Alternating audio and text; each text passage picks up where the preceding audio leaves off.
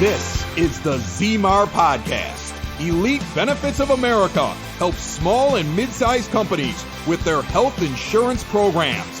And now, your host, Butch Zemar. So let's talk about sleeping at the wheel.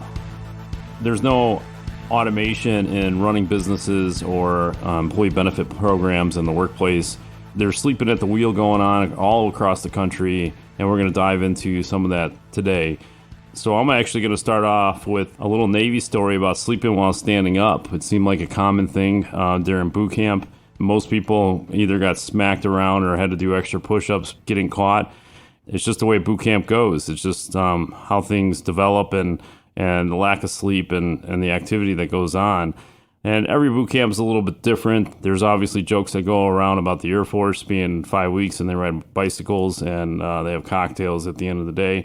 And then you got the hardcore Marines that claim they go through hell and back. You know, there's probably a middle ground between all of that.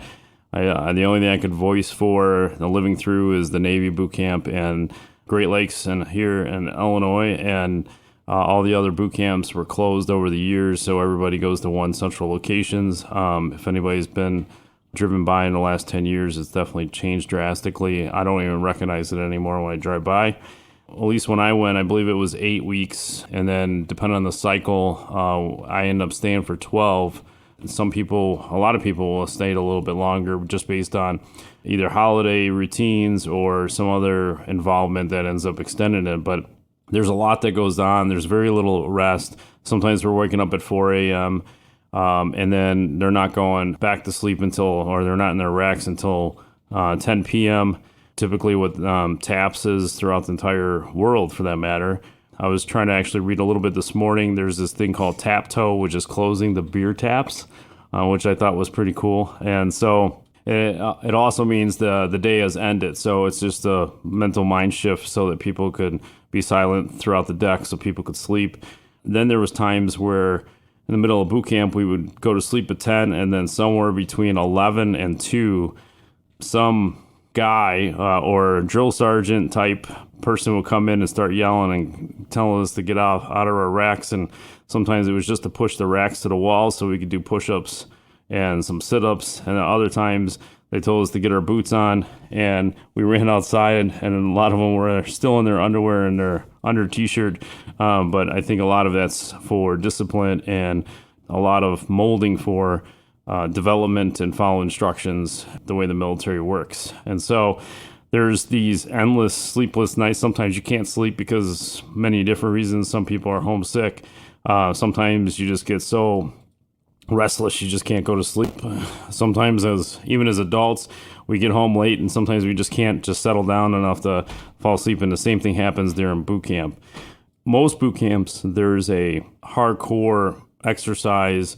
Battle drills is usually, I think, what the Navy calls it. I think they changed the name a couple times. The Navy has 24 to 48 hours. I know, obviously, the most common Navy SEAL program, I was not a Navy SEAL. We'll have to do a segment on that. But the Navy SEALs go through BUDS, which is a training program, and they have a Hell Week. Usually it's like 5 days. So does the Marines. So everybody goes through it. And so we go through this period. And I want to say ours was 30 hours that we went, and it was nonstop. We had to go from station to station to station, even throughout the night. Some of it was marching, some of it was running, some of it was holding firearms, some of it was trying to tie knots and climbing up ladder wells and these fake ships and a whole bunch of stuff that we had to go through. And there's no catching up on sleep other than maybe standing in line at the chow line. Sometimes lines would move slow because there's all these recruits is what they call it, trying to get through the lines. And it even happens out at sea where there's long lines and you'll occasionally look over and somebody's eyes are shut for 10, 20 seconds. But even in boot camp, there's these 18-year-olds that just close their eyes to get some shut eye. But, you know, there's a lot that goes on, and the same thing with life and everything. So there's a lot of things that come out of boot camp. And then obviously I'm a living product of most military veterans that come back out. Well, we go through all that to develop discipline and specific outcomes. There's specific instructions. They teach us to follow orders without question, no matter who we are.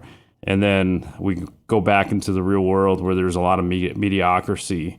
And so the real world makes you soft and makes it easy to provide excuses and moving deadlines or product development or outcomes. And it happens in our world too, in the employee benefits world. So there's a lot of owners, CFOs, HRs, and even insurance brokers that are sleeping, standing up, or sleeping at the wheel, and most certainly sleeping at the wheel. Last week, I talked a little bit about CFOs stepping up to the line and actually starting to do their job when it comes to employee benefits and scrutinizing the expenses and the profit and loss statement. This time, I'm actually going to harp on some of the brokers. We're mid-year. Right now, it's middle of June, literally. And so right now is the time that even small employers should start considering and looking at some things so we're not rushed in the fourth quarter. There's a lot that could happen between now and then. We have some small groups. When I say small, they're definitely under 50 employees that are considering looking at options now. We had one that went through a process that we took them through. We took them through actually our Elite Benefits Formula process, and they came back and they're saving like 28% on the comparable plans. And so they're going to switch off renewal because why not take the cash savings now? Nothing gets jeopardized on their plans for the employees and nothing for more out of pocket or network providers. All that's going to remain actually virtually the same. So nothing's going to change. The provider network's exactly the same network. And then some of the out-of-pocket and copays might be slightly different, but otherwise it's pretty much the same. And so mid-year review is definitely starting to pick up. So I would encourage you and your staff, or if you're the owner of the company, get people moving and start reviewing these now so that you have less stress, you have more time to make decisions. You can look at opportunities. Plus, we have a lot of paperwork to submit to see if you could save that money as well. And that could take time because employees are on vacation over the summer months. And so it might take 2-3 weeks to get everything back in order. So our industry as a whole, so the insurance broker industry teaches employers and CFOs how to shop for their health plans or how to put it together. And there's a lot of loyalty in that. So there's employers that probably will never leave my agency for the life that or for their career that they're in, or my career for that matter. And I appreciate all that. So they trust the guidance that I provide, and I believe the same is true with many other insurance agencies throughout the entire country. We teach them how to shop the insurance. We teach them how to question things that are going on. Question this, question that. What could be better? What can be worse? How can we change the outcome? If there was a boilerplate checklist, and there's checklists all over the place, but if we could put together a plan that this is the way to move in the right direction, that's what you should be disciplined and following through on every single year, even if you can't get there yet. There's a lot of small employers that don't qualify to make some of these moves because they're too small or the risk is too big. There's a number of factors. So that's fine. Keep the checklist tight and review it even every 3 to 6 months. How can we get closer? And keep it on your radar, because otherwise you'll be sleeping at the wheel as well, and it doesn't get you anywhere. The industry teaches you how to go to market and shop these plans. And then brokers are smart enough to intertwine as much as they can. Sometimes they'll bring in their own payroll provider. Sometimes they'll sell other benefits, even non-insurance related. They'll have a property and casualty or business insurance counterpart. So that way another agency doesn't come in and take that business and then unravel everything. Essentially, when a ship is headed in the right direction, brokers end up taking a small nap at the wheel and they end up cruising along. They don't need to pay attention. It's a big ocean out there, right? It's the same thing. There's little changes that occur from year to year. It's what's compounded over a period of time. Insurance premiums have doubled since the Affordable Care Act was signed. They have doubled. And so they were supposed to be more affordable, more efficient, access to more care. And none of that was true. And so it's the same thing with these renewals for employer plans and their employee benefit programs. It's a big ocean. A lot of things change over a period of time, but when it's small year to year, 12-month look out, it's tolerable, right? You take a 12% here, 8% here, maybe an 18% here, and you just keep moving because there's small increments and you figure out other ways to cut in order to get there. At least in the Navy, and I'm not speaking from experience, I am not an expert, but there's collisions at sea because a lot of reasons, but I tend to sum it up in two different reasons from the information that I read. I'm not an expert on this, but I'm just trying to correlate a story here so you could resonate on what's going to happen with your employee benefit programs. It comes into two categories: lack of training and complacent. And so lack of training is big, and I'll get to that in a second, because insurance brokers, just because you have a license, we always joke to get a license to kill, because you literally could kill somebody either financially or physically, depending on what the coverage is like. And then complacent is you get stuck sleeping at the wheel, not only you, but your broker. So today, the insurance broker is a huge problem in the industry, but not from a compensation perspective from the insurance company or selling wrong products. I think a lot of them, again, fall in these two categories: lack of training and complacent. And then there's a middle ground where some are trying to learn and get better, and we all are. As much as I know, there's still so much more I don't know, and I have people I could call upon if I need more information or access to resources. Complacent, people get tired and they kind of coast along, especially in the insurance business. It's an annuity, so we get paid every month that somebody pays a premium. We're not out there hunting every single month so we can get paid that single month.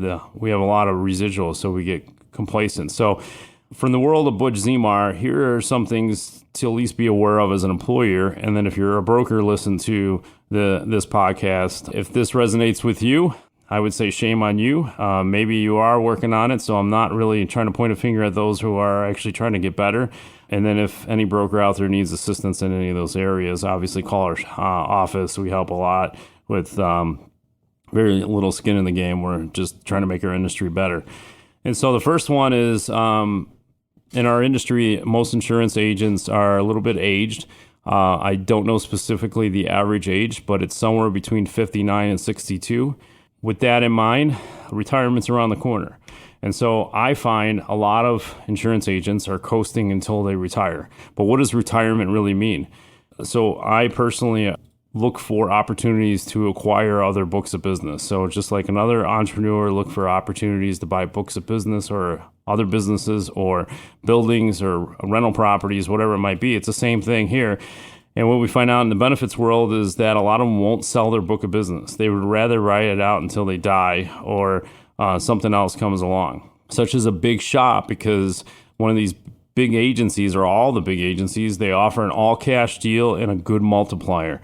If they went to me, they're not going to get all cash in a lot of cases. In some cases they will, but in other cases the multiplier may not be as good, as someone else will overpay because they have the capital, they have the resources, they could take the hit too. And so a lot of these benefits brokers will go to them and sell off just so they can get a nice payday. There's less liability, and a lot of things we do as an entrepreneur in general is there's liability at risk. And so even when you sell any nature of business, no matter what it is, there's still a liability risk at some point prior to the sale. So some of them will offload the company so they don't have the risk anymore, so they can retire peacefully and not have to worry about it. Well, at least in the benefits world specifically, so if there's commercial insurance agents or auto and home insurance agents listening to this, you guys have a different binding authority that gives you a lot more responsibility than the benefit side. So I'm not summarizing, I'm just saying specifically on the benefit side, there's less liability. It comes down to employers reading their contracts and their policies. That's it. And so if we screw up, a lot of times we could say you should have read your policy. Sure, it's bad ethics or lack of responsibility from the insurance broker, but it doesn't break any laws. So there's less liability. There's no liability in that. And so they could write out a book of business and ignore any compliance issues or any changes in the law that employers should know about. They could just ignore it all. And so that goes back to some not actually getting enough training for it because they don't need to. Typically, only a certain percentage of businesses will move over time anyways. So it's easier to stay where you're at regardless. So even if the insurance broker or agency never communicated with you at all, you're still going to stick around in most cases. I'd have to see what the industry standard is, but even if you say 80% of the business will stick, 20% will move. And so a lot of agencies will just bank on that, right? So they're not sitting there either. They have salespeople going out, or they're selling themselves to replace that business. As long as they sell more than the 20% lost, then they're fine. They're moving ahead or breaking even. That's okay. That's just the business model that's there. My whole point is most business will stick, so you have a lack of incentive to actually do something better.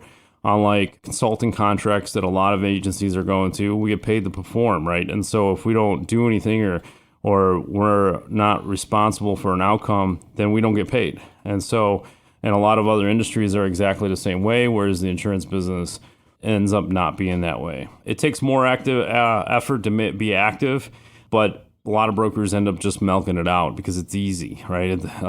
If you put it off to tomorrow or next week or next year, it's just easy to do that. Again, I'm not trying to downplay what we do. I'm just saying that this is a lot of the insurance brokers that are in the marketplace, and that's why I'm calling them out. And so it's definitely important to me as a professional in the industry that we weed them out at some point. It is unfortunate, but just the way it goes. But there's a market for them, and they have their place. And it takes a lot of work to move renewal business. So once we sell or place a open enrollment for a company, and the renewal comes up, now it's almost like new business all over again, but it's the same book of business we're already getting paid on. And so a lot of them focus on new business, especially larger agencies. They actually have two different staff. They have a renewal team and they have a new business team. And the new business team is just focused on one area. So the renewal team takes a lot of effort to do open enrollments that are not with the same company. They end up trying to find reasons not to make the move and just do a standard open enrollment. And hopefully it's a passive open enrollment so they don't have to do any employee adds or subtracts or plan changes.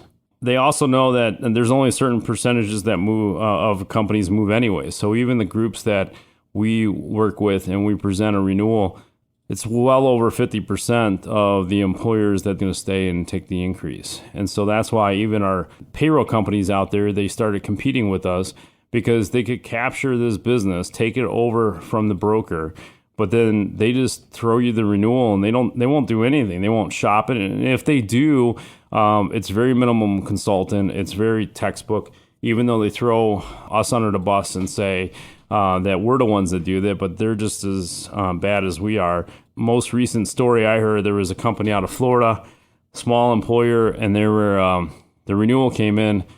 And so they kept having to bug the payroll company to get a copy of it. They knew it was coming. Finally, they threw it at them. It was a 32% increase. And so they reply back and say, hey, is anybody going to talk to us about this? And they actually got 0 replies from that. So they ended up calling our office through mutual connections. We compared plans and we were going to save them money, but we're actually going to move into a different direction to try to see if we could save even more money on a lot of other products. So that's a different case altogether. But I'm just saying that we did our job by comparing other products that the payroll company wasn't willing to do because it's easy not to do anything. Hey gang, ever wonder what it's like to be a small business owner? It's confusing, weird expenses coming out of nowhere, and when you throw in health insurance, forget it. Nobody understands how that works. If you own a business, big or small, it's one of the biggest expenses you have all year long. And yet, we all wait until open enrollment at the end of the year, and then we think to ourselves, next year I'll get a jump on it. And then it's another year of paying way too much. If you're a business owner, big or small, HR representative that wants to impress the boss, give Butch Zemar of Elite Benefits of America a call. Save yourself or your boss thousands or even tens of thousands of dollars a year. Reach out to Butch right now, 708-535-3006, or shoot him an email, butch@elitebenefits.net. And be sure to check out the Zemar podcast. Don't wait till the last minute. Put Butch Zemar to work for you now. The other thing is most insurance agents and agencies work with most of the mainstay carriers. So the big branded carriers throughout the country, they are not the only one. In fact, they're the minority in meaning that they're only a small group of carriers. So there's 5 or 6 carriers that are the big branded carriers. They probably capture 80% of the market because of the names. But my point is that there's probably 90% of other companies out there that take up the rest of the market, and they do a great job. They just don't put billboards or put their big logo in the big sports arena that you go visit and have fun with your friends. And so easy to work with them because a lot of the insurance brokers, at least benefit agents, and there are some property casualty insurance agents that work with benefits, but A lot of times us smaller guys, when I say smaller, we're not national agencies. We could be bigger regional and we still don't get the support from the insurance company. So we have to go through wholesalers. So even big names like, you got the Blue Cross franchise throughout the entire country. In most states, we have to work through a wholesaler unless we're a national carrier or a national agency. And so we go through wholesalers. The wholesalers help us with these cases. We're not paying for them. They get overrides from the insurance company. So a lot of times these insurance agents and agencies, they get lazy. And even if they do a renewal, it's going to go to another main state carrier because they get support and they don't have to pay for it. All they have to do is follow up. So they're the quarterback of things. They're not actually implementing any things. And I'm not downgrading that. I'm just saying it makes it easier to do a lot of things when instead of looking outside the box. And then we have to do a lot more in-house. It's just something to consider, and I would ask questions on it. The other thing is going back to the two reasons why I see collisions occur from the world of Butch Zemar, that is lack of training. So a lot of insurance brokers just don't know. They come up in this, they make easy money, they're selling policies, people are liking them, they return their phone calls, respond to emails, a whole bunch of stuff that makes it work, just like any other business out there. But they just don't take the time or claim they don't have the time. They actually go out there and try to figure out what they don't know. And what they don't know could hurt them in the long run, but there's no immediate impact by not knowing, and so therefore they could ride on doing what they're doing without actually having to be resourceful. And so, like I was saying earlier in the beginning of this podcast, there are certain markets that I don't have as many experience or as much experience with or have as much resources, but I have the people to go to. And so in some cases, I may be the quarterback in that case, but it's not me. I have people in my back office. The same thing you do as an employer when you hire attorneys or CPAs. You're not the expert, but you're getting the advice. And it's the same thing. And a lot of brokers out there are not being resourceful. So it becomes an issue when employers don't know how to ask the questions, don't know how to challenge the broker, don't know which direction to go. They only go with what the broker is telling them. And there's a lot of loyalty in that. And I appreciate that. There's clients of mine that will never leave, and I appreciate that. But sometimes you just have to start asking questions and start looking for things that may not have been there before. There's a book that I'm about to roll out. I'm not going to disclose too much, that talks about a little bit more about some of the questions that you should be asking your broker, some of the topics that should be discussed internally and with your broker. If you're interested in hearing more about that, go ahead and send me a message. Just go to my website, elitebenefits.net, and send me a correspondence in the message just saying refer to podcast, and you're looking for more information about questions that should be asked. And then you'll be one of the first ones to get a copy of it as soon as we're done with it, and get it published. Anyhow, there's a lot of loyalty, but you need to start asking and challenge some of these. You need to shake up your broker. You got to wake them up. They're sleeping at the wheel. And so you're going to demand more out of them, ask for products and more data that you may not have asked before. It helps you make better decisions. You do it with any other line item. If you're buying a new manufacturing equipment, you're trying to open up in a new market, there's data that's needed in order to make good decisions. You can't just blindly go into it. Health insurance has taught us that seems to be acceptable. And then go from there and learn more and see how you can implement these programs to have better outcomes, including programs that give employees incentives to have better outcomes, which lower the cost. So hopefully you're not sleeping at the wheel, your broker's not sleeping at the wheel. And if you need any assistance on this, obviously contact our office. One last note for those who are listening to this podcast, I need to refer you over to the EP podcast because I'm raffling off golf outing tickets to golf with me, but you'll have to go to the EP podcast. You have to be local to Chicago, south side of Chicago, but go to the EP podcast and check it out. Come out and golf with some business owners and executives, and I'll be joining along with the fun, and we can share more stories. Thanks a lot.